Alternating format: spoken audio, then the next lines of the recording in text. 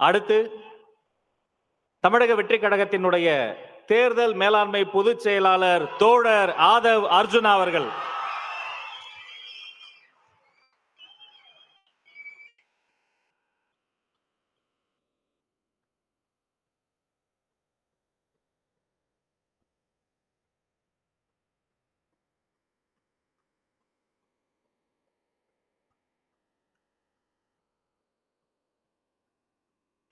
தெய்வத்தாலாகாதேனினும் முயற்சிதன் மெய்வருத்த கூலி தரும்.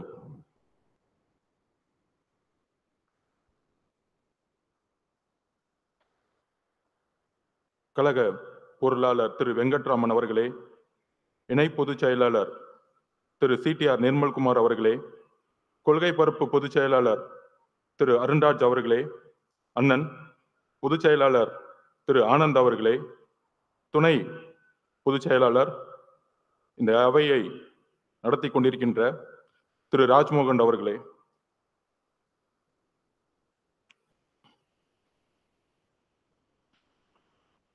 நாற்பதாவது நாள் முதல் 16 நாள் அவதூறுகள், பொய் பிரச்சாரங்கள், துரோகங்கள், சூழ்ச்சினா என்னன்னே தெரியாத நம்மளுடைய கட்சி 30 வருஷமா இயக்கங்களா, மக்கள் இயக்கங்களா உருவாகி நலத்தட்ட இயக்கங்களாகவே மக்களோட இருந்து இதை வழிநடத்தி இன்றைக்கு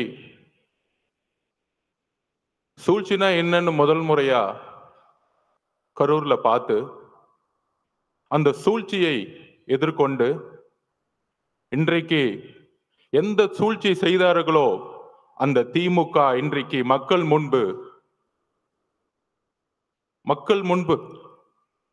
ஒரு குற்றவாளியாக ஆக்கப்பட்டு தமிழகத்தில் பேசி பேசி வளர்ந்த கட்சி திமுக இன்றைக்கு பொய்யை மட்டும், குற்றச்சாட்டுகளை மட்டும் நம்ம மேல செலுத்தி நம்ம தலைவர் மேல ஒரு பொய்யான பிரச்சாரங்களை உருவாக்கி, ஆனால் தன்னுடைய அமைதியின் மூலமாக தமிழகத்தில் முதல் முறையாக ஒரு மௌன புரட்சியை உருவாக்கி மக்கள் விரும்பும் முதல்வர் வேட்பாளராக 2026 இந்த சூழ்ச்சியை தூக்கி எறியக்கூடிய ஒரே தலைவர் எங்களுடைய தலைவர் அவர்களுக்கு வணக்கத்தை தெரிவித்து, சிறப்பு பொதுக்குழுனா தலைவர் நம்மை அழைத்திருக்கிறார். பொதுவாக எப்பொழுதும் பொதுக்குழுவை தலைவருடைய அனுமதியுடன் நம்மளுடைய பொதுச் செயலர் அண்ணன் அவர்கள் கூப்பிடுவார். ஆனால் இன்றைக்கு தலைவர் அவர்கள் நம்மை இந்த தமிழகத்திற்கு தாவைக்க முடங்கியது. தாவைக்கவுடைய மாவட்ட செயலாளர்கள் கைது செய்யப்பட்டார்கள்.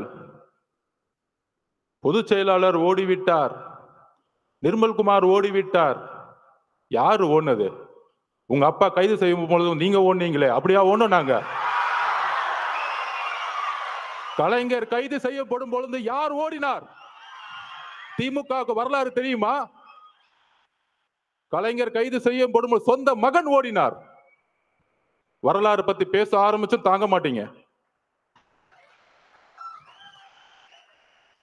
டிவி கேட்க வரலாறு தெரியாமல்ல, எங்களுக்கு மக்கள் இயக்கமாகவும் இருக்கும் தெரியும். உங்களை சூழ்ச்சிகளை சுப்ரீம் கோர்ட்ல போய் தூக்கி எறியவும் தெரியும்.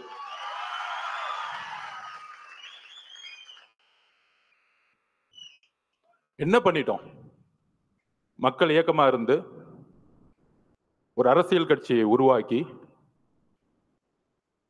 மக்களிட போய் ஒரு பிரச்சாரம் பண்றார். முழுவதுமாக மே மாசம் தன்னுடைய பணியிலிருந்து இந்தியாவிலேயே நம்பர் 1 அதிகமான சம்பளத்தை விட்டுட்டு அவருடைய உள்ளுணர்வு, நம்ம இந்த மக்களை பார்த்துட்டே இருக்கோம். சின்ன வயசுல இருந்து நம்ம நல்லா இருக்கிறோம், ஒரு பெரிய வீட்டுல இருக்கிறோம், ஒரு நல்ல கார்ல போறோம், நல்ல எஜுகேஷன்ல இருந்தோம். ஆனா என்னுடைய பயணத்துல தமிழ்நாடு முழுசும் தன்னுடைய தொழில நடிக்க போகும் பொழுது, ஒவ்வொரு ஊராவும் பார்க்கும் பொழுது, இன்னும் குடிசைகளாவே இருக்கே. தன்னுடைய தந்தை கலைஞர் பெருசா பேசிவாங்க, குடிசை மாற்று வாரியத்தை உருவாக்கினார். ஆனா இன்னைக்கு குடிசைங்களை தூக்கி எறிஞ்சுக்கிட்டு இருக்காங்க, பெரிய பெரிய மாளிகைகளை கட்டுறதுக்காக. அப்படி தன்னுடைய பயணத்துல ஒரு கட்சி ஆரம்பிக்கணும், மக்களிடம் போகணும். மக்கள்கிட்ட போய் நம்ம நான் அரசியலுக்கு உங்களுக்கு நல்ல விஷயங்களை வந்தா என்னென்ன செய்வேன், பிரச்சாரத்துல என்னென்ன தவறு நடந்துட்டு இருக்கு, நிர்வாகம் என்ன தவறு நடந்துட்டு இருக்கு, தமிழக வெற்றி கழகம் நம்ம தோழர்களும் நானும் ஆட்சிக்கு வந்தா என்ன நிர்வாக மாற்றங்களை உருவாக்க முடியும்னு மக்கள் கிட்ட சென்றுட்டு இருக்கார். மதுரை மாநாட்டுல சொன்னாரு, நீங்கெல்லாம் போய் ஒவ்வொரு வீடா மக்களோட சப்போர்ட் கேட்குறீங்க, நான் ஆல்ரெடி வீட்டுக்குள்ள போயிட்டு தான் மக்கள் கிட்ட வரேன். இது உண்மை, நான் பார்த்தேன் கண்படியா. நான் பாவ மன்னிப்பு கேட்டுக்கிறேன், இந்த திமுக 10 வருஷம் வேலை பண்ணதுக்காக. இந்த தமிழக மக்கள் முன்னாடி பாவ மன்னிப்பு கேட்டுக்கிறேன். ஏன்னா எதிர்கட்சியா இருக்கும் பொழுது ரொம்ப நல்ல கட்சி, ரொம்ப நல்லவர்களா தெரிஞ்சாங்க. ஏன் நம்ம தலைவரை எலெக்ஷன் அன்னைக்கு கருப்பு சிவப்பு சைக்கிளோட உங்களுக்கு ஆதரவு கொடுக்குறேன்னு சொன்னாரு. உங்களுக்கெல்லாம் நன்றி உணர்வு இல்ல? என்ன நன்றி இருக்கு? அரசியல்ல ஒருத்தர் அழிக்கிறதுக்கு இவ்வளவு பெரிய குற்றச்சாட்டுகளா சொல்ல முடியும்? மதுரை மாநாடு முடிஞ்சவன தலைவர் சொன்னார், மக்களை சந்திக்க வரேன் அப்படின்னு.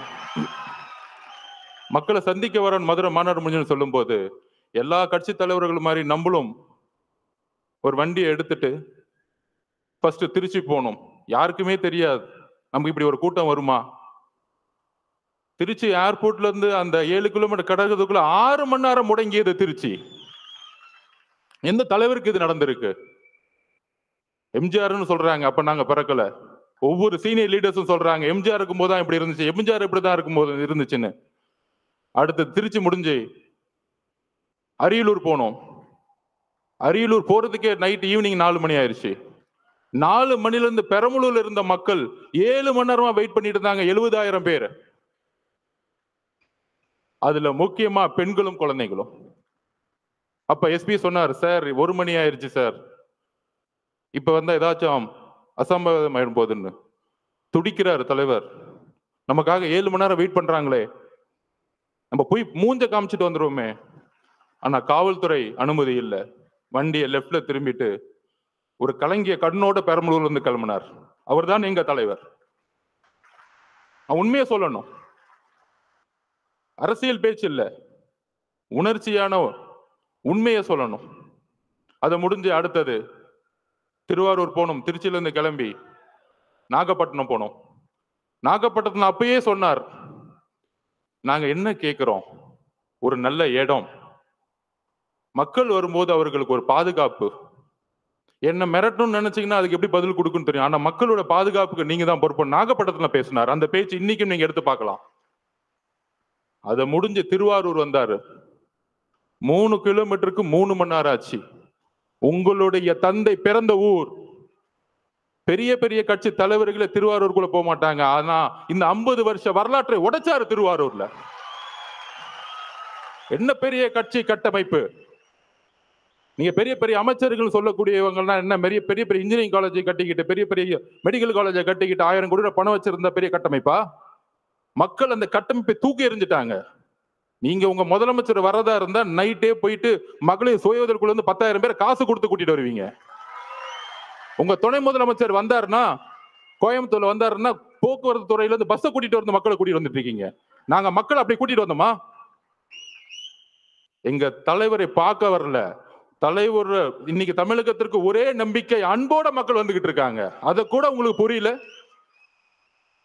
ஏடிஜிபி சொல்றாரு, டேவிட்சன் சார், இல்ல அவங்க 10,000 பேர் தான் சொன்னாங்க.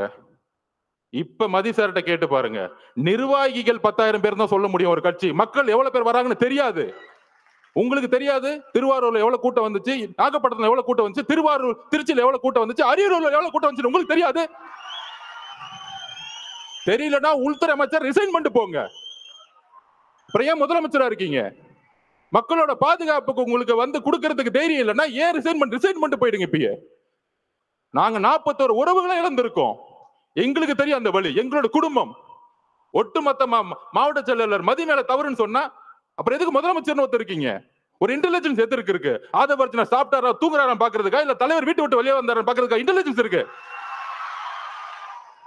ஒட்டுமொத்த காவல்துறையும் செயல் இருக்கு இன்னைக்கு.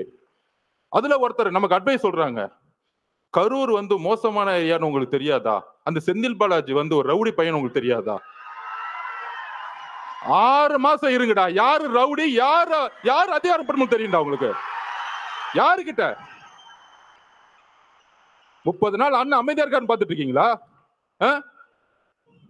அந்த எண்ணத்துக்கு நான் ஒரு பதில் சொல்றேன். நேத்து கோவை மாவட்டத்துல நம்மளோட சகோதரி மிகப்பெரிய பாலியல் பலாத்காரத்துக்கு உட்படும் பொழுது தவறு நடந்துச்சுன்னு எல்லாம் போராட்டம் பண்றாங்க. கோயம்புத்தூர்ல போராட்டம் பண்றாங்க. அதுக்கு உடனே திமுக ஆதரவாளர்கள் அந்த பொண்ணு ஏன் 11 மணிக்கு அங்க போச்சு? அறிவு இல்லையாடா திமுக காரங்களுக்கும்? அறிவு இல்ல? நீங்க எல்லாம் பெண் குழந்தைங்க பெற்றிருக்கீங்களா இல்லையா? உங்களுக்கு அறிவு இருக்கா இல்லையா? பெண்ணோ ஆணோ எங்க வேணாலும் போகணுங்கிற சுதந்திரம் இருக்கக்கூடிய தமிழ்நாடு தலைவர் வந்த பிறகு மாத்து வர்றா. அந்த மாதிரி தான் திமுக வாடகை வாய்கள் நமக்கு அட்வைஸ் பண்றாங்க. ஏன் கரூர் போனாங்க? திருட்டு பசங்களை பத்தி பேசாம அட்வைஸ் பண்ணிட்டு இருக்காங்க. என்ன அரசியல் இது? உங்களோட கேவலமான வார்த்தைகளுக்கு பேச தெரியுமா? நீங்க தலைவர் அதுக்கான பயிற்சி எங்களுக்கு கொடுத்தது இல்ல. ஞாபகம் வச்சுக்கோங்க. புது அரசியலை உருவாக்க வந்திருக்கும். ஊழல் குடும்பத்தை தூக்கி எறிய வந்திருக்கும். எங்களுக்கு அரசியல் கத்துக் கொடுக்காதீங்க. ஒட்டுமொத்த குடும்பமும் ஊழலை தவிர இன்னைக்கு எதுவுமே கிடையாது. என்ன எமோஷன்ஸ்? அன்னைக்கு அம்மா வந்திருக்காங்க, தலைவரோட அம்மா. 41 பேர் இறந்த பிறகு ஃபர்ஸ்ட் பெரிய குற்றச்சாட்டுகள். நம்ம பெரிய பெரிய அரசியல்வாதிகள் சொல்லுவாங்கல்ல, 2 நாள்ல கடந்துட்டு போயிருக்கலாம். அத ஏன் 30 நாள் வரைக்கும் அமைதியா இருக்கீங்க? ஏன் உறவுகள், ஏன் குடும்பம், எங்க அம்மா எங்க அக்கா செத்தா நான் 30 நாள் வீட்டை தாண்டா இருப்பேன்? முட்டா பசங்களா? எங்க தலைவருக்கு, எங்க தலைவரோட அம்மாக்கு என்ன எமோஷன் இருக்கும்? ஐயோ எவ்வளவு பெரிய சம்பளம், நல்ல வசதியான வாழ்க்கை. இன்னைக்கு அதாவது இந்த பிரச்சனை நடந்த உடனே அன்னைக்கு நைட்டு தலைவர் போன அடுத்த செகண்ட், அதாவது உங்களுக்கு தெரியும், நம்ம பார்த்திபன் அண்ணன் மதியனுக்கும் தெரியும், எந்த இடத்துலயுமே இல்லாத ஒரு வரவேற்பு கரூர்ல இருந்துச்சு. பார்த்திபன் கூட இருக்காரு, மதிய சார் பாக்குறோம். அந்த பாலத்துக்குள்ள வரும் பொழுது அவ்வளோ போலீஸ் வரவேற்று ரோப் பிடிக்கிறாங்க. கரெக்டா அந்த 2 கிலோமீட்டர் கூட்டிட்டு போயிட்டு அந்த இடத்துல பஸ்ஸை நிக்க வைக்கிறாங்க. பஸ்ஸை நிக்க வச்சு தலைவரை எந்திரிச்சு பேச சொல்றாங்க. காவல்துறை மேல எங்களுக்கு நம்பிக்கை இல்லைன்னா சூழ்ச்சியே தெரியாத எங்க தலைவர் காவல்துறைக்கு நன்றி சொல்லுவாரா? நான் கேட்கிறேன், காவல்துறைக்கு நன்றி சொல்லுவாரா? எங்களுக்கு சூழ்ச்சி தெரியல, நான் ஒத்துக்கிறேன். சூழ்ச்சியா இருக்கிறது தான் அனுபவ அரசியலா? உண்மையில அந்த அனுபவ அரசியல் எங்களுக்கு வேண்டாம். நாங்க உண்மையாவே இருந்துட்டு போறோம் மக்கள் கிட்ட. என் தலைவர் அப்படிதான், இங்க இருக்க ஒவ்வொருத்தரும் அப்படிதான். நல்லது செஞ்சு மட்டும்தான் இந்த கட்சிக்கு வந்திருக்கோம்.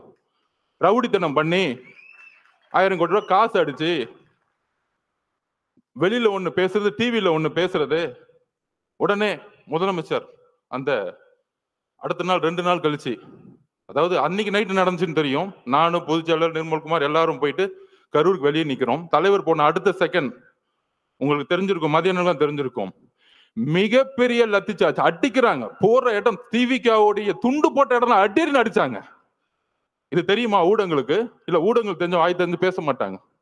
என்ன அடின்னா மரண அடி. ஒருத்தரும் திவிகாவுடைய துண்டோ சட்டையோ இல்ல நீங்க இளைஞரா இருந்தீங்கன்னா அந்த கரூர்ல நிக்க முடியாது.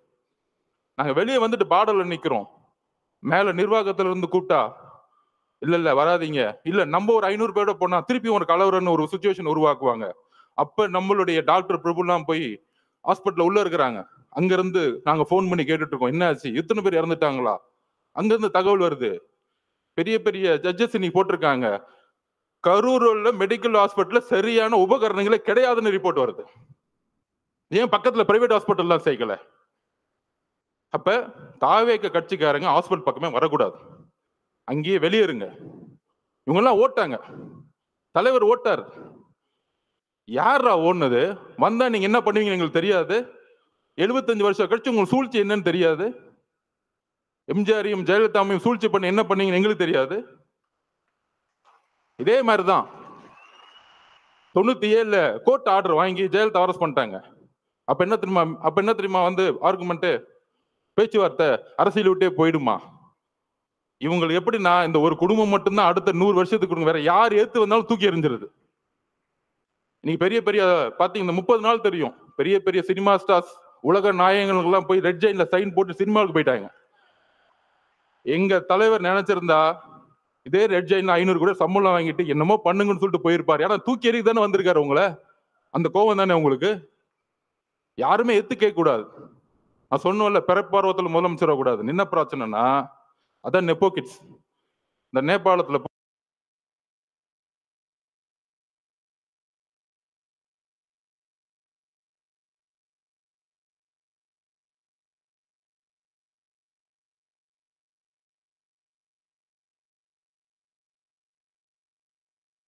புரட்சி வந்து யார் யாரெல்லாம் வந்து பக்கா ஷூட்டிங், அதுக்கு அடுத்தது வந்தாரு பாருங்க. மக்கள் எங்க உண்மை தெரிஞ்சுச்சுன்னா இந்த 2 பேரை பார்த்தே உண்மையை கண்டுபிடிச்சிட்டாங்க. இன்னைக்கு எங்க தலைவர் மேல நைட் ஃபுல்லா விமர்சனம், அவர் ஓட்டாரு ஓட்டாரு ஓட்டாரு அப்படின்னு. அந்த 2 பேர் கேமரா வேணுங்கன்னே கொண்டு வந்து வர வச்சு, இங்க நில்லுங்க, கேமரா நில்லுங்க, நாங்க 2 பேர் நிக்கிறோம். ஒருத்தர் அப்படியே கையை பிடிச்சு நெளிறான். சாரி தப்பா பேசாதீங்க, ஒருமையில பேசிட்டு நெளிறாரு. அடுத்தது நம்ம மகேஷ் பொய்யாமொழி. அதாவதுங்க நமக்கு வந்து ஒரு வீட்டுல, இப்ப எங்க அம்மாவை சின்ன வயசுல இழந்துட்டேன். நம்ம உறவுகள் அம்மாவும் அக்காவும் குட்டி குட்டி குழந்தைங்க இருக்கும்போது முதல் வாய் வார்த்தையே வராது. நாங்க அப்படிதான் நிக்கிறோம் எல்லாருமே. பொதுச் செயலாளர் என்னன்னு தெரியாம அப்படியே அப்படியே மயங்க நிலையில நிக்கிறார் பொதுச் செயலாளர். நாங்க அப்படியே நிக்கிறோம். இதுக்கப்புறம் அரசியல், நம்ம மேல குற்றச்சாட்டுகள் எதுவுமே அடுத்த 48 மணி நேரத்துக்கு எங்களுக்கு எதுவுமே தெரியல. அதுக்கப்புறம் தான் என்ன நடக்குதுன்னு டிவியில பார்க்க ஆரம்பிக்கிறோம். இதுதான் உள் உணர்வு. அப்ப தலைவருடைய உணர்வு எப்படி இருக்கும்? அமைதியா போய். தலைவரோட அம்மாவோட உணர்வு எப்படி இருக்கும்? ஐயோ, இந்த முரசொலியில இவங்க பண்ற உண்மை என்னன்னு தெரியும். முதலமைச்சர் என்ன பண்ணாரு? அடுத்த 2 நாள் கழிச்சு, இதுல வந்து எந்த கட்சி தலைவரும் தன்னுடைய கட்சியை வந்து இறக்குறதுக்குலாம் நினைக்க மாட்டாங்க சொன்னாரா இல்லையா? நல்ல புள்ள மாதிரி. ஆனா முரசொலியில் சொல்றாங்க, தாவேகா கொல்லும் நீதி வெல்லும், 41 உயிர்களை கொன்ற விஜய். இப்ப தெரியுதா திமுகவுடைய நிலைப்பாடு என்னன்னு தெரியுதா? இதே முரசொலியில. அப்ப இவங்களோட நோக்கம் என்ன? 77க்கு அப்புறம் எம்ஜிஆர் ட்ரை பண்ணாங்க, அம்மா ஜெயலலிதா மடத்தை ட்ரை பண்ணாங்க. அதுக்கப்புறம் யாரு இவங்களை எதுக்கு வந்தாலும், ஏன் காமராஜரே பொய்யா சொல்லி தூக்கி எறிஞ்சாங்க. ஆனால் அந்த சூழ்ச்சியை ரொம்ப அமைதியா இருந்து, இது அரசியல் சாணக்கியத்தல்ல, தன்னுடைய உண்மை உணர்வு, அந்த மக்களுக்கிட்ட இருக்கிற உணர்வு. அந்த என்ன உணர்வுனா, தலைவருடைய அம்மா என்ன நினைப்பாங்க, ஐயோ குழந்தைக்கு இப்படி ஆயிருச்சு, இப்படி பொய் சொல்றாங்களே, சூழ்ச்சி பண்றாங்க அப்படின்னு சொல்லும் பொழுது, இதே உணர்வை தான் அவருடைய அமைதி தமிழ்நாட்டிற்கு ஒட்டுமொத்த தாய் குலமும் ஒரே மாதிரி நினைச்சிருக்காங்க. தலைவரோட அம்மா மட்டும் அப்படி நினைக்கல. அதனாலதான் இவங்க மாட்டிக்கிட்டாங்க. அன்னைக்கு நைட் இவர் நடிக்க அந்த பிரச்சனையிலையும் கண்டிஷனை ஃபாலோ பண்ணுங்கன்னா ஆக்டிங் போட. ஆனா நீங்க இதுல மகேஷ் பொய்யாமொழி மட்டும் பார்த்திருப்பீங்க. இன்னொரு நெப்போ கிட்ட ஒன்று வரும் காலையில, துபாயில இருந்து கிளம்பி. அவர் ஏதோ துபாயில போய் தமிழ்நாட்டுல ஒரு தியாகம் பண்றதுக்காக அங்க உண்ணாவிரதம் போன மாதிரியும், அங்க இருந்து இந்த மக்களுக்கு ஓடி வந்த மாதிரியும் வந்துட்டு ஒரு மணி நேரம் கூட ஹாஸ்பிட்டல் இல்ல. அந்த மக்களோட நமக்கு அந்த ரைட்ஸ் இருந்துச்சா, நமக்கு அந்த அதிகாரம் இருந்தா, அந்த மக்களோட கடைசி நிமிஷம் வரைக்கும் நம்ம இருந்திருப்போம். அந்த உயிரை எடுத்து கொண்டு போய் சமாதானம் பண்ற வரைக்கும், சமாதி கொடுக்குற வரைக்கும் இருந்திருப்போம். அப்படி ஒரு மணி நேரம் வந்துட்டு கடைசியில ஒரு பேட்டி, ஏங்க இந்த தப்புலாம் பண்ண அவரை போய் ஏங்க கொஸ்டின் கேட்கல, தாவேக தலைவரை பார்த்து கொஸ்டின் கேளுங்க. இப்ப புரியுதா? பாவம் முதலமைச்சருக்கு உடம்பு சரியில்லை, அவருக்கு என்ன நடக்குதுன்னே தெரியாது. ஒரு பேப்பர் கொடுத்தா படிப்பார். சட்டசபையில பாருங்க, எதிர்கட்சி தலைவர் 2 மணி நேரம் பேசுவாரு. ஆனா எதிர்கட்சி தலைவர் பேசுறதை காமிக்கவே மாட்டாங்க வீடியோல. டக்குன்னு ஒரு குறிப்பு வரும், ஒரு 5 நிமிஷம் பேசுவாரு. அவர் 2 மணி நேரம் கத்திட்டு இருப்பார்.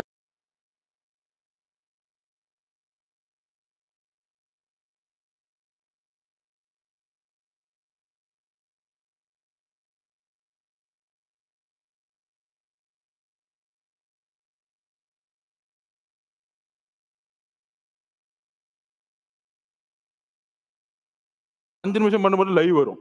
அவர் என்னப்பா பண்றது? இஸ்லாமிய சமூகமும் சரி, கிறிஸ்தவ சமூகமும் சரி, பெண்களும் சரி, இளைஞர்களும் சரி, அவர் பிரச்சாரம் போகும்போது எல்லா கூட்டமா வராது. அது எப்படி நிப்பாட்டுறது? இவ்வளவுதான் இவங்களோட நெரேட்டிவ், இவ்வளவுதான் இவங்க சிந்தனை.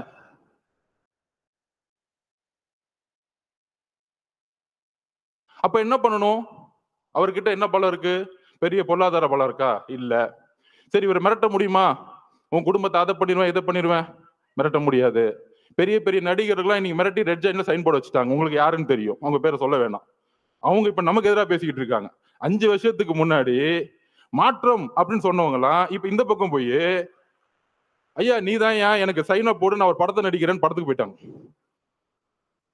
அன்னைக்கு எப்படி நைட்டு நடிச்சாங்களோ, வாழ்க்கை முழுசும் நடிச்சு நம்பர் 1 ஆனவருக்கு நடிக்கவே தெரியாதவங்க வந்து நடிச்சாங்கன்னா இவருக்கு தெரியாதா தலைவருக்கு?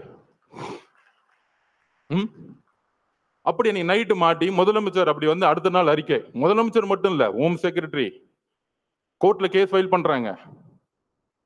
கோர்ட்ல கேஸ் ஃபைல் பண்ணி எக்ஸ்பார்ட்டி ஆர்டர். தாவேக்க கிடையாது, யாருமே கிடையாது, திமுகவே கேஸ் போடுமா? திமுகவுடைய அரசு வக்கீலே ஆர்குமெண்ட் பண்ணுவாராம்.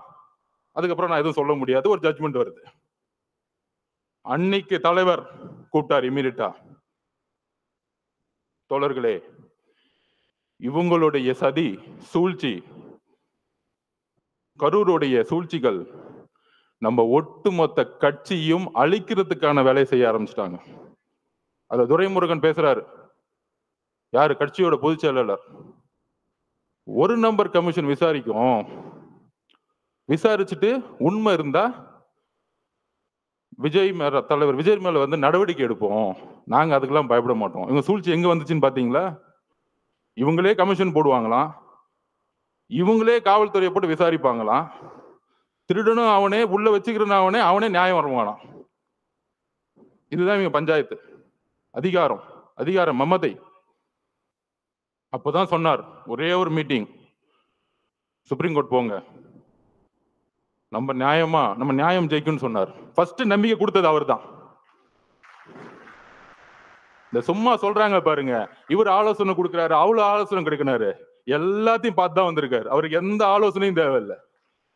அவர் சொன்னா செய்யறதுக்கு இங்க இருக்கவங்க எல்லாரும் இருக்கிறோம், 1.5 கோடி பேர் இருக்கும் சொல்ற செய்யறதுக்கு. எங்களுக்கு அவரை பத்தி உங்களுக்கு தெரியாது, அதிகமா பேச மாட்டார். தலைவர் விஜய் அவர்கள் தான் செயல். நீ பேசி பேசி அழிஞ்சுக்கிட்டு இருக்க, அவர் செயல்ல வந்து ஜெயிச்சுட்டு போயிட்டே இருப்பார்.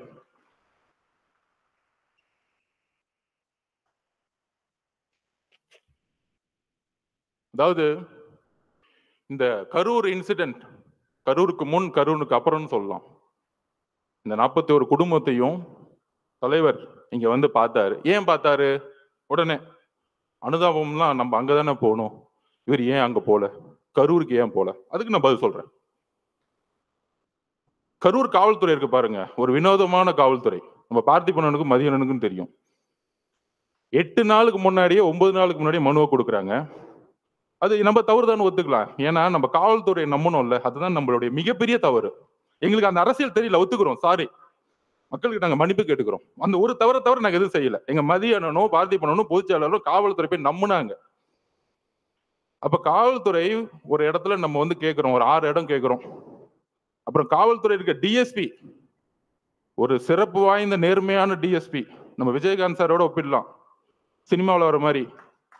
அவர் தான் டிஎஸ்பி செல்வராஜ் அவர்கள். அப்படி அச்சுன்னு தும்முனா கூட கட்சி படுத்துட்டு போவார். யாரு? நம்ம செந்தில் பாலாஜிக்கு கட்சி படுத்துட்டு போறவர்தான் அவரு. அந்த இடத்துல அப்படி ஒரு ஆளை போட்டு வச்சிருக்காங்க.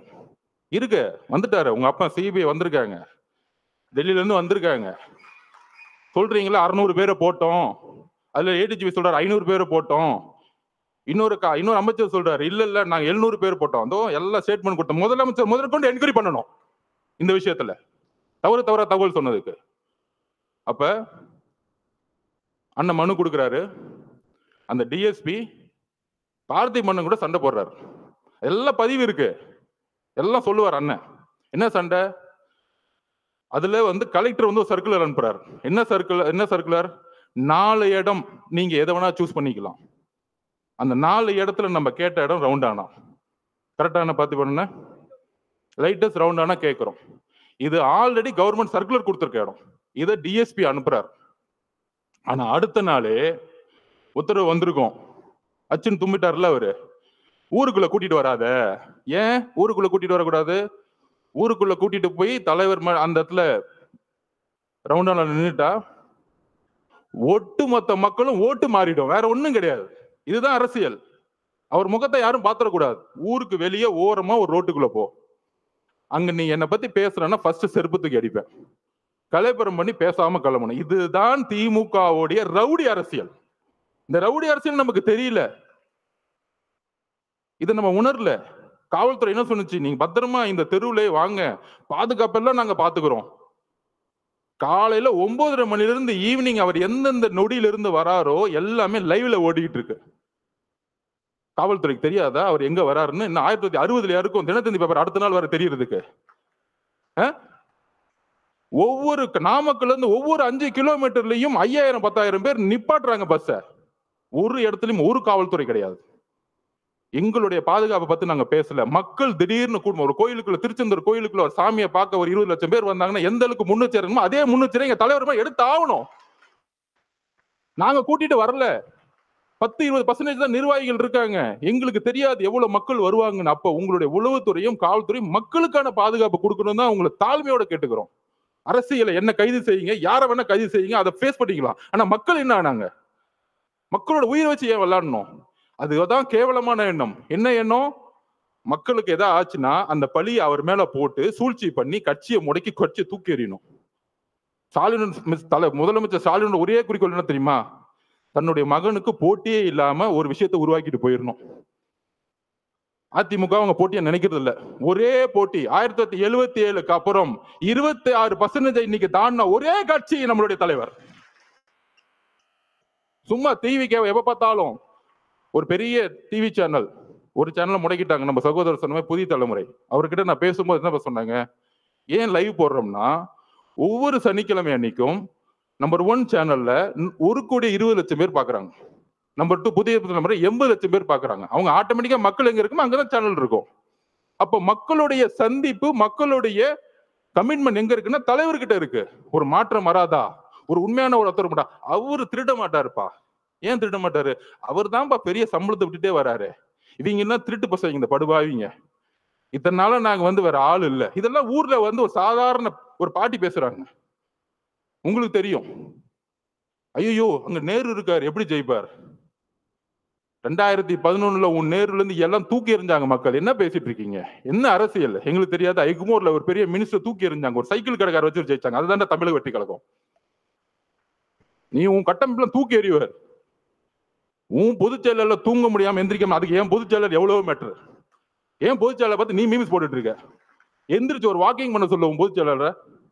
சட்டசபையில உட்காந்து கிண்டல் பண்ணிக்கிட்டு கேலி பண்ணிக்கிட்டு எதிர்கட்சிகளை என்ன அவை நாடா, ஒரு அவை நாவடக்கம் கூட தெரியாம சட்டசபையை கேலி பொருளாக்கிக்கிட்டு எப்ப பார்த்தாலும் சட்டசபைக்கு போனா ஐயா உதயநிதி வாழ்க, ஐயா உதயநிதி. என்ன தியாகி அவரு? சட்டசபையா என்ன பண்ணிட்டு இருக்கீங்க? இதை கேள்வி கேட்டா போதும், என் மேல ஒரு எஃப்ஐஆர். நான் புரட்சி உருவாக்கிட்டேனா? ஆமா, எல்லாம் ஊர்ல இருந்து எல்லாம் ஆம்ஸ் இறக்கி நடு ரோட்ல நின்று துப்பாக்கி எடுத்து சுட்டுட்டு இருக்கோம். இதுக்கு ஒரு எஃப்ஐஆர், இதுக்கு ஒரு மிரட்டல். அதுல துரைமுருகன் நாங்க என்ன நடக்கணும்? தைரியம் இருந்தா கை வைங்கடா, என் தலைவரை பார்த்துருவோம். தைரியம் இருந்தா கை வைங்கடா. என்ன அதிகாரம் இருந்தா, போலீஸ் இருந்தா, தைரியம் இருந்தா முதல் வீட்டுக்குள்ள போயிடுங்க. நான் கேட்கிறேன், ஒட்டுமொத்த காலேஜில் இருக்க இளைஞர்களும் உங்க வீடு தேடி வருவாங்க, ஞாபகம் வச்சுக்குவாங்க. ஆயுத எழுத்து படம் பார்த்திருக்கீங்களா? பெரிய ரவுடி எழுத்து நிப்பாங்க. அந்த படத்துல மணிரத்னம் சார் எழுதியிருப்பாரு, இளைஞர் புரட்சி. அந்த புரட்சி தான் 26ல உருவாகிட்டு இருக்கு. நீ காசை கொடுத்து கூட்டிட்டு வருவ. அதுக்கு நான் உதாரணம் சொல்லிடுறேன். நாமக்கல்ல இருந்து கரூர் வந்துட்டு இருக்காரு அண்ணன், நான் உள்ள இருக்கிறேன். அதுக்கு முன்னாடி ஒரு பெரிய காலேஜ் இருக்கு மேடம், மதியானம் என்ன நடந்தது? குமாரசாமி காலேஜ்ல இருந்து 5000 ஸ்டூடெண்ட்ஸ் ஓடி வருவாங்க. நான் 2 கிலோமீட்டர் பாக்குறேன். அண்ணன் பாக்குறாரு, என்னப்பா அங்க இருந்து ஒரு கூட்டம் ஓடி விட்டுது, என்னப்பா அது அப்படிங்கிற. ஒட்டுமொத்த காலேஜும் ஓடி வராங்க. அதுல போன் வேற எடுத்துட்டு வராங்க, கத்தி எடுத்துட்டு போன் எடுத்துட்டு வந்துட்டு இருக்காங்க. அதுல நண்பர்களே, இதுதான் மிகப்பெரிய விஷயம். அதுல 5000 பேத்துல 3000 போது பெண்கள் ஓடி வராங்க. இதுதான் அரசியல் மாற்றம். நீ சொல்ற நேரு, வேலு, செந்தில் பாலாஜி தூக்கி எறிஞ்சிட்டு இளைஞர்கள் போயிட்டே இருப்பாங்க, ஞாபகம் வச்சுக்கோங்க. காவல்துறை பார்த்து பயப்படுறோம்னு நினைச்சிட்டு இருக்கீங்களா? எங்களுக்கு எந்த பயமும் இல்ல. நாங்க ஒரே ஒரு கோரிக்கை தான் மக்கள் முன்னாடி வைக்கிறோம். மக்கள் பாதுகாப்புக்கு காவல்துறை தான் பொறுப்பு. எங்கள் பாதுகாப்பு, என் மேல எஃப்ஐஆர் போடுங்க, எங்க பொதுச்செயலாளர் அரெஸ்ட் பண்ணி உள்ள வைங்க, நாங்க எதிர்கொள்ளுக்குவோம், சுப்ரீம் கோர்ட்டு கூட போய்க்குவோம். எங்களுடைய ஒரே ஒரு தொண்டை மேல கை வைங்க, சுப்ரீம் கோர்ட்ல இருந்து ஆர்டர் வரும். நாங்க இப்ப சொல்றோம். எங்களுக்கு நீதித்துறை மீது, நீங்க நீதித்துறை வச்சு அரசியல் பண்ணினா எங்களுக்கு நீதித்துறையில என்ன, எங்களுக்கு சீனியர்ஸ் இருக்காங்க. எங்க கட்சி வந்து உட்கார்ந்து சாதாரண கட்சி நினைச்சுக்காதீங்க. எங்களுக்கும் தெரியும் அரசியல். ஆனால் மக்கள் பாதுகாப்பு, அந்த பாதுகாப்புக்கு நீங்கள் தான் முதல் இப்ப கூட எஸ்ஓபி வந்து போட்டோம். நம்ம நிர்மல்குமார் அவர்கள் நம்ம சட்டத்துறை போட்டோம் ஹைகோர்ட்ல நம்ம கேஸ் ஃபைல் பண்ணியிருக்கோம். எப்படி எல்லா கட்சிகளுக்கும் சமமா ஒரு ரூல்ஸ் அண்ட் ரெகுலேஷன் உருவாக்குங்க. நமக்கு மட்டும் ஒரு நாளுக்கு முன்னாடி தருவாங்க. ஆனா திமுக மட்டும் தன்னுடைய புள்ள ரோட் ஷோ போலாம், அவரு ரோட் ஷோ போலாம். அது எனக்கு புரியல. எல்லாம் ரோட் ஷோன்னா சாதாரணமா நினைச்சுக்கிறாங்க. ரோட் ஷோன்னா மக்கள் இருக்கணும். வெறும் ரோட்ல போற ரோட் ஷோ கிடையாது. உதயநிதியில ரோட் ஷோ போயிட்டு இருக்காரு. அது நம்ம பசங்க மீம்ஸ் எடுத்து போட்டுட்டு இருக்காங்க. வெறும் ரோட்ல அப்படி கை கும்பிட்டு லெஃப்ட்லயும் ஆளை காணும், ரைட்லயும் ஆளை காணும். யாரை பார்த்து இந்த பூனை வந்து சூடு போட்டுக்குமே புளிய பார்த்து, எப்ப பார்த்தாலும் நம்ம தலைவர் பண்றதையே பார்த்து பண்றது. அவரு ஏர்போர்ட் இறங்குனா கூட்டம் வருதுன்னா மக்கள் வராங்க, உடனே இவங்களும் ஏர்போர்ட் வரணும்னா கூட்டம் வரணும். நம்ம உதயநிதி போறாருன்னா ரோட்ல போறாருன்னா ரோட் ஷோ லெஃப்ட் ரைட் பாக்குறாரு, எவனுமே மதிக்கல. இப்ப கூட நேத்து கூட பாருங்க, வெள்ளூர்ல வாக்கிங் போயிட்டு இருக்காரு. யாரா ஓடி வந்து பாக்காங்க, எங்க தலைவர் வெள்ளூர்ல வாக்கிங் போட்டோம், அன்னைக்கு வெள்ளூர முடங்கி போயிடும். என்ன பேசுறீங்க நீங்க? உங்களுக்கு தான் தெரிஞ்ச அரசியல். திமுகனா கொள்கை, நாங்க தான் கொள்கை, எங்களுக்கு தான் கொள்கை தெரியும். நான் ஒத்துக்கிறேன்.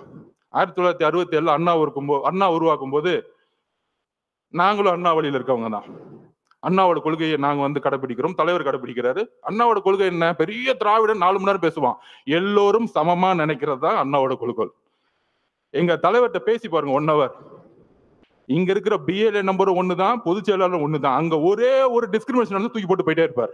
எல்லாரும் சமமா இருங்க. அப்ப அண்ணாவோட குறிக்கோள் என்ன? சாதியை பார்த்து அவர் அரசியல் பண்ணல, மதத்தை பார்த்து அரசியல் பண்ணல, பணத்தை பார்த்து அரசியல் பண்ணல, ஊழலுக்காக அவர் வரல. இதுக்கு மேல என்னப்பா கொள்கை வேணும் எங்க தலைவருக்கு? சொல்லுங்க. நீ 10 மணி நேரம் மேடை போட்டு பேசுற வாழ்க்கையில கடைபிடிச்சிட்டு போயிட்டே இருக்கிறார். நீ மேடை போட்டு எதுவும் கடைபிடிக்க மாட்டேன்னு எல்லாருக்கும் தெரியும். அதுக்கப்புறம் கலைஞர் வந்தாரு. நான் ஒத்துக்கிறேன், கலைஞர் மேல பெரிய விமர்சனம் 2 விஷயம் இருக்கு. குடும்ப ஆட்சியும் ஊழலும், அதுல பெரிய விமர்சனம். இன்னொன்னு சமூக நீதியை கொஞ்சம் உருவாக்குனாரு, அதுல எங்களுக்கு எந்த விதமான இல்லை. ஏன்னா தலைவருக்கு கலைஞரே பிடிக்கும், அதை கூட நாங்க ஒத்துக்கிறோம். இப்ப இருக்கிற ஸ்டாலின் திமுக இருக்கு, அவர் விமர்சனம் பண்ணி பிரோஜனம். அவருக்கு உடம்பு சரியில்லை, அவர் நடந்துகிட்டு இருக்காரு, ஆனா சுத்தில என்ன நடக்குன்னு தெரியாது. கரூர்ல பேட்டி கேட்கிறாங்க, வந்தாரு, எழுப்பி விட்டாங்க. ஐயோ உங்க பையனுக்காக போங்க, அப்பதான் பழியெல்லாம் தூக்கி விஜய் சார் மேல போட முடியும், நீங்க தயவு செஞ்சு எந்திரிச்சு போங்கன்னு சொன்னா அவரும் வந்துட்டாரு. 5 வருஷமா எந்த சாவுக்கும் போலையாம். போன்ல அஜித்குமார் கூப்பிட்டு அம்மா மன்னிச்சுக்கோமான்னு சொல்லுவாராம். ஆனா தாவே மேல குற்றம் சொன்ன கிளம்பினாரு பாருங்க, சார்ட்டர் ஃபிளைட் பிடிச்சு. அந்த சார்ட்டர் ஃபிளைட்டை எப்ப புக் பண்ணாங்க, எப்படி வந்துச்சு, எப்படி நைட்டோட டேட்டா கிளம்பினாருன்னா அடுத்து சிபிஐ என்கொயரி வச்சுக்கலாம். அது அப்புறம் வச்சுக்குவோம். அதுக்குதான் உச்ச நீதிமன்ற நீதிபதி போட்டிருக்காங்களே, அவர் வரட்டும், பெரியவர் வரட்டும், அங்க நம்ம முறையிடுவோம். அங்க அப்ப அவருடைய குறிக்கோள் இன்னைக்கு வந்து ஸ்டாலின் திமுக என்ன தெரியுங்களா? ஒண்ணுமே இல்ல. அவர் உடம்பு சரியில்லை, அமைதியாயிட்டாரு. சட்டசபையில் ஒரு பேப்பர் கொடுப்பாங்க, ஒரு மீடியா மீட்டிங் நினைச்சுக்குவாங்க, அவர் வந்து பேசுவாரு. இன்னொன்னு கூட நம்ம பசங்க ட்ரோல் பண்ணாங்க, நம்ம பசங்க இருக்காங்களே ஜென்சி பசங்க, அடுத்த கேள்வி இவரே சொல்லுவார் மீடியால, அந்த கேள்வி தான் நான் பதில் சொல்றேன் அப்படின்னு. இதுதான் ஸ்டாலின் திமுக. ஆனா அதை இயக்கக்கூடியவங்க 2 பேர், மருமக மக. எனக்கு அங்க தெரியும் என்ன சிஸ்டம்னு எனக்கு தெரியும். நான் அடிக்க முடியும், உன் டிஎன்ஏ எனக்கு தெரியும், என்ன தப்பு பண்ணுவீங்கன்னு எனக்கு தெரியும். எம்ஜிஆருக்கு அப்புறம் அந்த கட்சியை தெரிஞ்ச ஒரு ஆள் நான் தான். உங்க டிஎன்ஏ, உங்க துரோகம் எல்லாம் எங்களுக்கு தெரியும். அப்ப அண்ணங்கிட்ட அப்பயே சொன்னானே, இதெல்லாம் பண்ணுவாங்க, இந்த சூழ்ச்சிக்கெல்லாம் பண்ணுவாங்க, சுப்ரீம் கோர்ட்டு நீங்க சொன்ன உடனே போயிடலான்னு. 16வது நாள் அமைதியாயிட்டோம். இன்னைக்கு ஸ்டாலின் சாரோடைய திமுக மருமக ஒரு லெவல்ல இருப்பார், மருமக சீஃப் செக்ரட்டரி. தாவேக்காவை எப்படி அழிக்கணும், இதுதான் அஜெண்டா. அதுக்குதான் பெண்ணு 20 கோடி. அந்த 27ல இருந்து அந்த கோர்ட், சுப்ரீம் கோர்ட் ஓபன் ஆகிற டைம் 8 நாள். ஒன்னு லீகல் ஃபைட், மீடியா நம்ம திறக்கவே முடியாது, எல்லாரும் கைது, மாவட்ட செயலர் கைது, எல்லாரும் ஓட விடு. அன்னைக்கு காலைல நிர்மல்குமார் அவர்கள் உயர் நீதிமன்றத்துல போய் மென்ஷன் பண்ணார். இன்னைக்கு 28ஆம் தேதி சண்டே மார்னிங் அறிவு சார் எல்லாரும் போய் ஐயா உயர் நீதிமன்றத்துல போய் ஐயா தப்பு நடந்திருக்கு, போஸ்ட்மார்ட்டம் அவசரமா பண்ணிக்கிட்டு இருக்காங்கன்னு ஒரு மனுவை கொடுக்குறாரு. அவர்கிட்ட பேசுறாரு நிர்மல்குமார் அவர்கள். காலங்காத்தால நாங்களே வந்து தலைவர்கிட்ட சொல்லிட்டு அண்ணா தப்பு நடக்குதுன்னு நம்ம, ஆனா அன்னைக்கு அந்த கேஸ் எடுக்கல. உயர் நீதிமன்றம் வெக்கேஷன் கோர்ட்ல ஆயிடுச்சு. எல்லா தகவலையும் சொன்னோம். அந்த ஒரு வாரம் நீதித்துறைக்கும் போக முடியல, மீடியாக்கிட்டையும் போக முடியல. ஏன் மீடியாட்ட கூட அவங்க மட்டும்தான் பேசுறது கேட்கணுமா? அதுல ஒருத்தர் மீச வச்சிருக்கலாம் பேசிட்டு இருப்பாரு, சட்டையை பிடிச்ச ஒண்ணு அடிக்கிறேன், வெளியே வந்து தொடர பார்ப்போம். மீடியானா ஒட்டுமொத்த 2 கோடி மக்களோட உணர்வு நாங்க இருக்கிறோம், தைரியம் தொடுங்க பார்ப்போம். வேண்டாம், எங்களுக்கு அந்த அரசியல் தெரியாது, ரவுடி அரசியல், கேவலமா பேசக்கூடிய அந்த மாதிரி ஒருமையில பேசக்கூடிய எங்களுக்கு தேவையில்லை. ஆனால் மக்களுடைய இறப்புக்கு இன்னும் எங்களுக்கு வழி இருக்கு, அந்த உணர்வு எங்களுக்கு இருக்கு. இப்ப எழுதில நாங்க பேசல, மனசுல இருந்து வருது. இந்த 40 நாள் என்ன பண்ணீங்க, எங்க மக்களுக்கு என்ன பண்ணீங்க? நான் சொன்னேன் பாருங்க, அதை விட்டுட்டேன். நம்ம செல்வராஜ் அப்படி அவங்கள போட்டு 25ஆம் தேதி இல்ல நீங்க இந்த இடத்துக்கு தான் போகணும், இல்லைன்னா கேன்சல், அவர்கிட்ட மிரட்டுறாரு பார்த்திபன்ட்ட. அதெல்லாம் இருக்கு, இந்த இடத்துக்கு மட்டும்தான் நீங்க வரணும், இல்லைன்னா இந்த இடமே கேன்சல். அப்ப திருப்பியும் ஒரு 2-3 நேரம் கழிச்சு ரொம்ப பக்குவமா பாசமா, பிரதர் நீங்க தயவு செஞ்சு ஒத்துக்குவாங்க, நாங்க பாதுகாப்பு கொடுக்குறோம் அப்படின்னு இறக்கப்பட்டு பேசினோடனே செல்வராஜோட பொய் வாக்குறுதிகளை நம்பி அதை சைன் போட்டுட்டாங்க. அதுல என்ன பொய்? 25ஆம் தேதி தான் அவங்க மனு கொடுத்தாங்க, நாங்க 26 ஒத்துக்கிட்டோம், 27 நடந்துருச்சு. 10 நாளா கத்திரிட்டு இருக்காங்க மாவட்ட நிர்வாகம், எங்களுக்கு அந்த வேணாம், அந்த இடம் வேணாம், இடம் வேணாம். இப்ப தெரிஞ்ச அந்த சூழ்ச்சி. அப்ப இந்த சூழ்ச்சி நடந்து முடிஞ்ச உடனே இந்த 16 நாள் என்னென்னலாம் சூழ்ச்சி பண்ணாங்க, இந்த முரசொலி என்ன எழுதுச்சு, பத்திரிகையாளர்கள் என்ன எழுதுனாங்க, எல்லாம் தெரியும். அப்ப திருப்பியும் மக்களை பார்க்க போகணும். எப்படி திருப்பியும் கரூர்ல இருக்கிற, அதாவது எந்த இறப்பா இருந்தாலும் முதல் சஸ்பெண்ட் பண்ணுவாங்க. டிஎஸ்பியும் எஸ்பியும் முதல் ஒரு பேசிக்கா சஸ்பெண்ட் பண்ணுவாங்க, ஒரு துறை ரீதியான என்கொயரி பண்ணுவாங்க. ஏன் பண்ணல? இதுதான் ஒரு கூட்டு சதி. 120 யாரு? First hospital owner Senthil Balaji, அப்புறம் உதயநிதி ரசிகர் மன்ற தலைவரா இருந்தவர் திரு மகேஷ், நடிக்கவே தெரியாததுக்கு ரசிகர் மன்றம், அதை விட்டுருங்க அந்த இடம். 3வது காலங்காத்தால் துபாயில இருந்து வந்தவர். ஆக்சுவல் 120 இவங்க தான், கூட்டு சதியே இவங்க தான். ஏன் திண்டுக்கல்ல இருந்து பெரியசாமி என்ன வரல? அவங்க எல்லாம் கலைஞர்கிட்ட இருந்து அரசியல் கத்துக்கிட்டாங்க. மக்களை சாவடிக்கூடிய அரசியல் திமுக சீனியர் செய்யவே மாட்டாங்க. இந்த மாதிரி மாறி மாறி மாறி மாறி வந்துட்டு கொன்னாலும் பரவாயில்ல நினைக்கக்கூடிய ஒரு செந்தில் பாலாஜி ஆளுங்க இது எக்ஸிகியூஷன்ஸ். இது நான் தனிப்பட்ட விமர்சனம் பண்றேன். அதுக்கான விஷயத்த நம்ம சொல்லுவோம். நம்ம போய் என்கொயரி ஆபீசர்கிட்ட ஒரு திருநான்னு வச்சுக்குவாங்க, எனக்கு உங்க மேல சந்தேகம் இருக்குன்னு சொல்லிட்டாலே அவங்க பாத்துக்குவாங்க. வரிசையா இருக்கு இதுல. அப்ப திருப்பியும் தலைவர் போனா, தலைவர் பாதுகாப்பு ஓகே, அதுல ஒரு மண்டபம் கொடுக்குறாங்க. நம்ம பார்த்திபனுக்கு தெரியும் என்ன மண்டபம் கொடுக்குறாங்க அப்படின்னா, கரூர்ல இருந்து வெளியே தள்ளி போய் காம்பவுண்டே இல்லாம வெறும் ஷெட் வச்சுக்கிட்டு ஒரு மண்டபம். மித்த மண்டபம் எல்லாருமே பிரைவேட் மண்டபம்லாம் சொல்லி வச்ச மாதிரி, உங்களுக்கு தான் காவல்துறையே மண்டபம் கொடுக்குறாங்களே, எங்ககிட்ட நாங்க எப்படிங்க கொடுக்க முடியும்? ஆல்ரெடி எல்லாம் சொல்லிட்டாங்க கிளியரன்ஸ். இந்த உண்மையை தெரிஞ்சுக்கணும். ஏன் இந்த விமர்சனத்துக்கு பதில் சொல்லணும்னா, தலைவர் விமர்சனத்துக்கு பதில் சொல்லி பழக்கம் இல்லை, ஆனால் அங்க ஏன் போல அப்படிங்கிற விஷயத்த அந்த மக்களுக்கு சொல்லணும், பாதிக்கப்பட்ட எங்க குடும்பத்துக்கு நாங்க சொல்லணும். அதுக்கான வாய்ப்பு இது வரைக்கும் நாங்க கிடைக்கல. தலைவர் வாயை திறந்து அவங்ககிட்ட சொல்லல. அங்கதான் அந்த அவருடைய உண்மை இருக்கு. எவ்வளவு கடுமையான ஒரு நேரம் ஒரு தலைவருக்கு, உறவுகளை இழந்து பார்க்க முடியாம 30 நாள் வீட்டுக்குள்ள இருந்து பார்க்கவே முடியாத சூழலை உருவாக்கிய ஒரு அரசு, காவல்துறை, மீடியா இதெல்லாம் பார்த்துக்கிட்டு பொய்யையும் உள்வாங்கிக்கிட்டு கடைசியில இதே இடத்துல அவர் வந்து பார்த்தாரு. யாருமே இல்லை, தனியா பார்த்தார். எந்த விதமான இதுவுமே இல்லை, ஆடம்பரம் இல்லை, ஒண்ணுமே இல்லை. மீடியால இது வரைக்கும் ஒரு சின்ன பிக்சர் வெளியே வரல. இதுதான் தமிழக வெற்றி கழகம். மக்களுடைய உணர்வை வைத்து அரசியல் பண்றது தமிழக வெற்றி கழகம் கிடையாது. அவரை பார்த்துட்டு 10 நிமிஷம் சாப்பிடல, 9 மணில இருந்து 6 மணி வரைக்கும் தன்னுடைய கண்ணீரை மட்டுமே அவங்க முன்னாடி நின்றுட்டு இருந்தார். ஒரு மிகப்பெரிய ஆளுமை, தமிழ்நாட்டின் மிகப்பெரிய எதிர்காலம், முதலமைச்சர், ஒரு மிகப்பெரிய நடிகர், திரையில மக்கள் கொண்டாடக்கூடியவர். ஆனால் மக்கள் முன்னாடி அழுது கண்ணீரை சேர்ந்து அந்த 30 நாள் அம்மா, அக்கா, குழந்தைங்களை பார்த்து அதுக்கப்புறம் என்னால பேச முடியல. என்னெல்லாம் பேட்டி கொடுத்தாங்க தெரியும். அப்படி அப்படி அப்படி நடந்துச்சா எனக்கு இது வரைக்கும் உள்வாங்க முடியல. அவர் அப்படி பார்க்க முடியுமா அப்படின்னு. ஆனால் 9 மணி நேரம் கண்ணீர் விட்டு சிந்திய ஒரே தலைவர் எங்களுடைய தலைவர். உங்களை மாதிரி நைட்டு 3 மணிக்கு மலர் விலையை வச்சுட்டு 7வது நாள்ல உங்களுடைய ஹெல்த் மினிஸ்டர் வச்சுட்டு இட்லி கடை படம் பார்க்க போற இட்லி கடை படம் பார்த்தா எங்க தலைவர் கிடையாது. அப்படி ஒரு கட்சி கிடையாது எங்களுது.